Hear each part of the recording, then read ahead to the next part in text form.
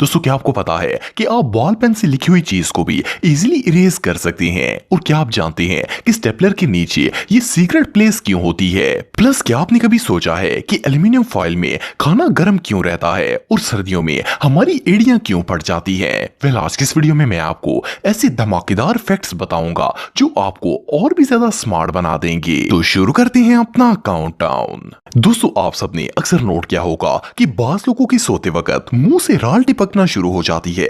ये एक चिपचिपा सा लिक्विड होता है और बाज दफा इसके निशान मुंह पर भी रह जाते हैं। वेल, हमारे मुंह से निकलने वाला ये लिक्विड असल में सलाइवा यानी हमारा लुआब होता है। वैसे तो ये हर वक्त ही हमारे मुंह के अंदर रहता है, लेकिन जब हमें कोई एलर्जी, इन्फेक्शन या टॉन्सिल्स वगैरह की शिकायत होती है तो हमारे मुंह में सलाइवा जरूरत से ज्यादा मिकदार में बनना शुरू हो जाता है। और जब ये ज्यादा होता है तो सोते वक्त भी मुंह से बाहर निकलना शुरू कर देता है। वेल, सलाइवा के निकलने का कोई नुकसान तो नहीं होता, लेकिन फिर भी बंदे को इरिटेशन जरूर होती है। इसके अलावा अगर इंसान बहुत ज्यादा थकावट का शिकार हो और सुकून की नींद सो रहा हो तब भी मुंह से राल बहना शुरू हो जाती है। इसकी रीजन ये होती है कि इंसान इतनी गहरी नींद में चला जाता है कि इसके मुंह के मसल्स भी रेस्ट में आ जाते हैं और लुआब को रोकते ही नहीं है, जिससे वो मुंह से बाहर आना शुरू हो जाता है। दोस्तों हम में से ज्यादातर लोग खाने को रैप करने के लिए एल्यूमिनियम फॉइल का इस्तेमाल करते हैं। खासतौर पर अगर बच्चों को लंच देने की बात आए तो इन्हें भी फूड एल्यूमिनियम फॉइल में रैप करके दिया जाता है ताकि वो जल्दी ठंडा ना हो। आप सबने नोट किया होगा कि एल्यूमिनियम फॉइल में रखा गया फूड आम फूड के मुकाबले में ज्यादा देर तक गर्म रहता है। लेकिन क्या आपने कभी सोचा है कि ऐसा क्यों होता है? आखिर इस पतले से पेपर में ऐसी क्या चीज है जो खाने को ठंडा नहीं होने देती? असल में जब भी हम गर्म खाना किसी बर्तन के अंदर डालते हैं तो वो बर्तन खाने की हीट को ऑब्जर्व करना शुरू कर देता है और खुद गर्म हो जाता है। इससे हमारा खाना जल्दी ठंडा हो जाता है। लेकिन इस फॉइल को क्योंकि एल्यूमिनियम से बनाया जाता है और ये एक ऐसा मेटल है जो ना तो हीट को ऑब्जर्व करता है और ना ही हीट को बाहर जाने देता है, इसीलिए इसके अंदर रखा गया फूड ज्यादा देर तक गर्म रहता है। लेकिन बहरहाल हेल्थ एक्सपर्ट्स के मुताबिक एल्यूमिनियम हमारी सेहत के लिए काफी ज्यादा नुकसानदेह होता है, इसलिए इन फॉइल्स का इस्तेमाल लंबे अरसे तक कभी नहीं करना चाहिए। दोस्तों दुनिया में बहुत से लोगों के साथ ये मसला होता है कि इनकी पांव की एड़ियों में क्रैक्स पड़ जाते हैं। खासतौर पर सर्दियों के मौसम में ये प्रॉब्लम और भी ज्यादा बढ़ जाती है।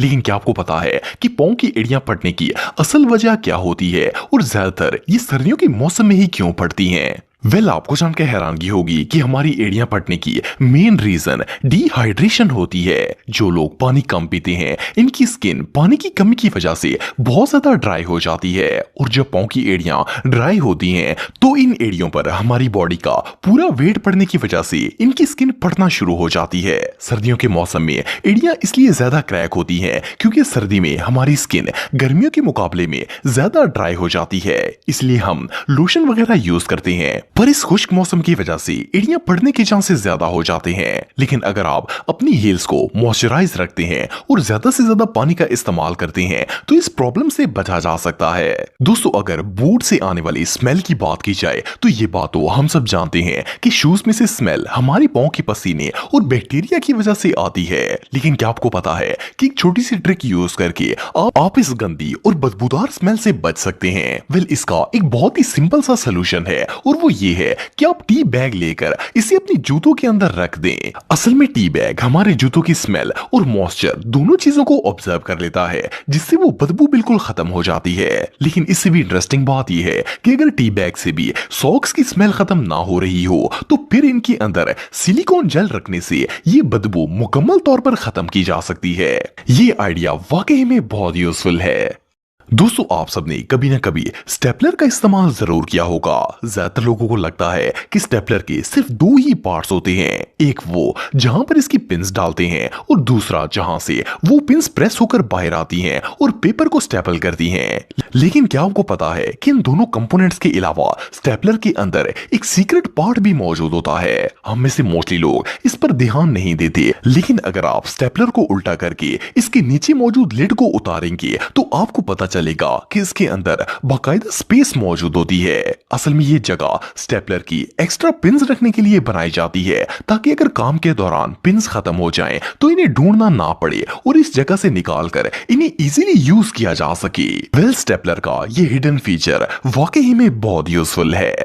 दोस्तों, इस बात में कोई शक नहीं है कि आंखें हमारे जिस्म का बहुत ही अहम हिस्सा होती हैं। अगर ये ना हो तो इंसान की जिंदगी बेरंग हो जाती है। हर इंसान की ये आदत होती है कि वो 1 मिनट में कई दफा अपनी आंखों को ब्लिंक करता है। ये एक लाशौरी अमल होता है और इस पर इंसान का कोई इख्तियार नहीं है।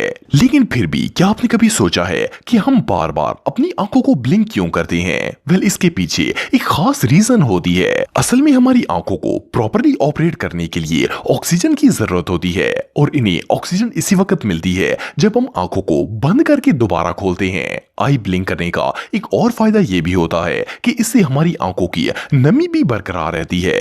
अगर आंखों में हल्का सा भी गीलापन ना हो तो हमारी आंखें बिल्कुल खुश्क हो जाएगी और इनमें जलन होना स्टार्ट हो जाएगी।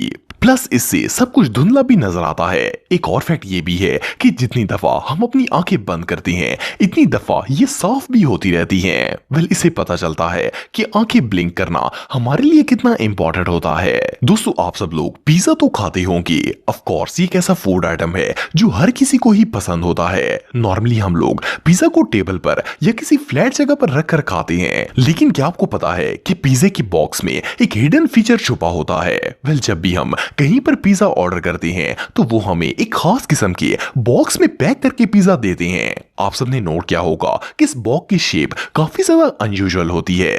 देखने में तो ये बॉक्स बिल्कुल पिज्जा की पैकिंग लगता है और हर कोई इसमें से पिज्जा निकाल कर इसे फेंक देता है। लेकिन असल में आप इस बॉक्स को पिज्जा रखने के लिए एक स्टैंड के तौर पर यूज कर सकते हैं। अगर आप इस बॉक्स को एक खास तरीके से अरेंज करते हैं तो ये पिज्जा स्टैंड बन जाता है और इसके अंदर पिज्जे को रखकर इजीली खाया जा सकता है। पिज्जे के बॉक्स को इस तरह डिजाइन किया जाता है कि ये इजीली खुलकर अरेंज किया जा सके और ये एक टेबल स्टैंड बन सके। ये सच में कमाल है। दोस्तों, अगर आप एक स्टूडेंट हैं तो शायद आपने नोट किया होगा कि कुछ बॉल पेन्स ऐसे होते हैं जिनकी एज पर इस तरह का रबड़ टाइप का मटेरियल लगा होता है। हम में से मोस्टली लोग इस पर ध्यान नहीं देते, लेकिन सोचने की बात यह है कि आखिर इन पेन्स में प्लास्टिक की जगह रबड़ ही क्यों लगाया जाता है? वेल, असल में ये रबड़ इस बॉल पेन का इरेजर होता है।